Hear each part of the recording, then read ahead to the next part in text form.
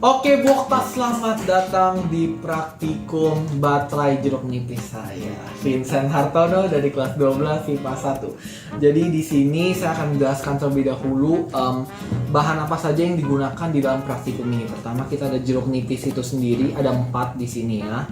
Kemudian kita ada kabel-kabel di sini untuk menghubungkan elektron sehingga elektron bisa dihantarkan dan menimbulkan arus listrik yang akan menyalakan lampu LED kecil kita di sini, Nah, kemudian juga kita ada paku di sini dan juga ada koin ya. Kita ada koin yang berwarna kuning seperti yang disarankan oleh Bokta.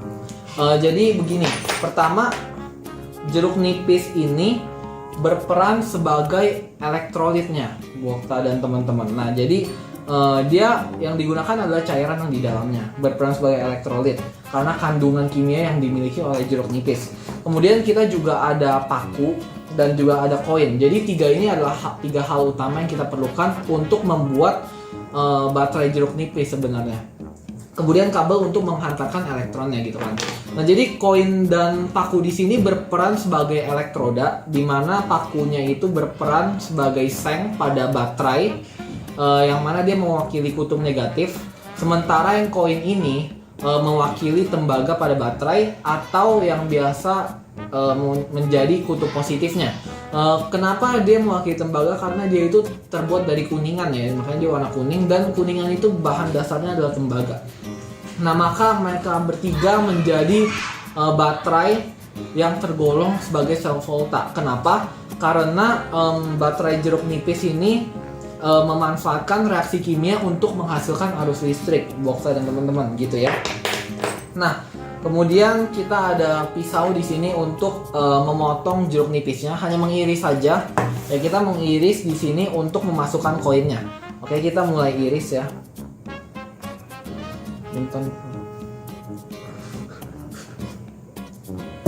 Oke, kita iris terlalu dalam, tapi ini oke saja. Maaf Bokta, tapi ini akan tetap berhasil ya Bokta ya. Kita potong lagi, ada 3 lagi. Oke, di sini kita sudah mengiris jeruk nipis kita dan sekarang kita akan memasukkan koin ke dalamnya. Kita usahakan taruh rada dalam biar dia dipastikan terkena cairan dari jeruk nipisnya itu sendiri. Karena apa ya? Koin ini kan menjadi salah satu elektroda, sehingga dia harus berhubungan langsung bersentuhan dengan cairan elektrolitnya. Dan koin ini nggak boleh bersentuhan dengan pakunya nanti, jadi kita pasangnya jangan sampai dia kena gitu. Kita colok di sebelahnya.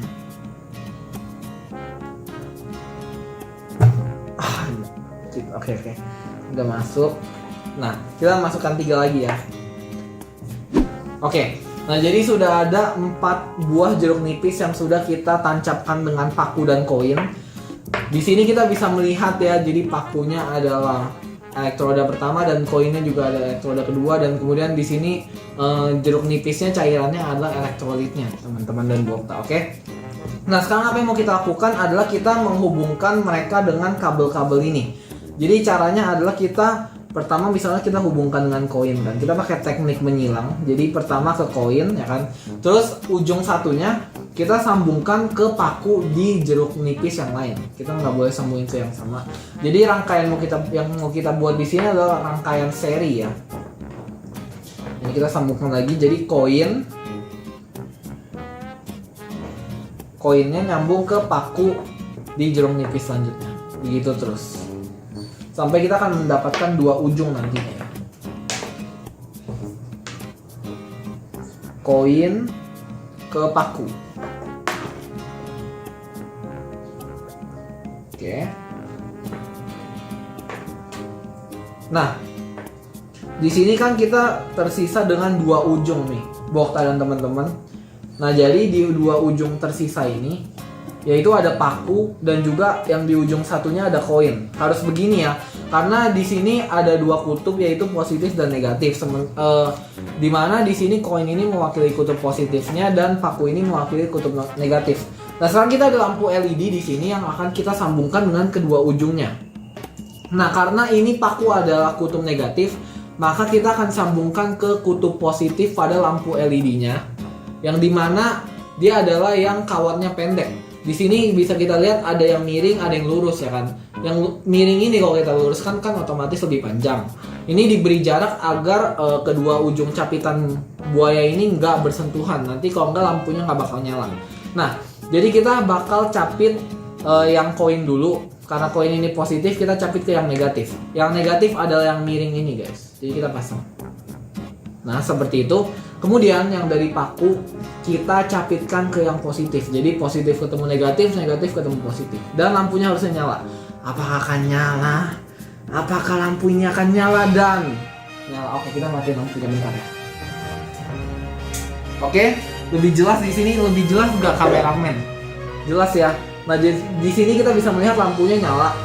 Kita sebelumnya saya udah coba sebelumnya dengan jumlah jeruk nipis yang lebih banyak. Dan saya menemukan bahwa lampunya akan menyala lebih terang. Jadi nanti ini baterai jeruk nipis ini bisa ditambahkan powernya dengan menambahkan jumlah jeruk nipisnya gitu. Jadi ini dia seperti yang kalian lihat, lampunya berhasil menyala dengan kita menggunakan 4 jeruk nipis. Dikurangi 1 juga masih bisa, cuman lebih redup sedikit aja begitu. Oke Bu Okta dan teman-teman, jadi berdasarkan praktikum yang tadi kita sudah lakukan, berikut adalah gambar rangkaian sel volta yang kita gunakan dalam percobaan tadi. Berdasarkan pengamatan, dapat kita simpulkan cara kerja baterai jeruk nipis adalah seperti ini. Pertama, elektron mengalir dari elektrode Fe yaitu paku ke elektrode Cu yaitu koin yang disebabkan oleh logam Fe dari paku melepaskan elektron. Ini artinya logam Fe pada paku itu mengalami oksidasi dan dia berubah menjadi ion fero atau Fe2+. Nah, kalau kita tulis di sini reaksi kimianya itu seperti Fe menjadi Fe2+ ditambah 2 elektron gitu kan. Nah, elektron yang dilepas oleh elektrode Fe pada reaksi ini, dia akan ditangkap oleh ion tembaga atau Cu2+, dan selanjutnya terjadi reaksi reduksi dari ion Cu2+ ini menjadi logam tembaga yang mengendap.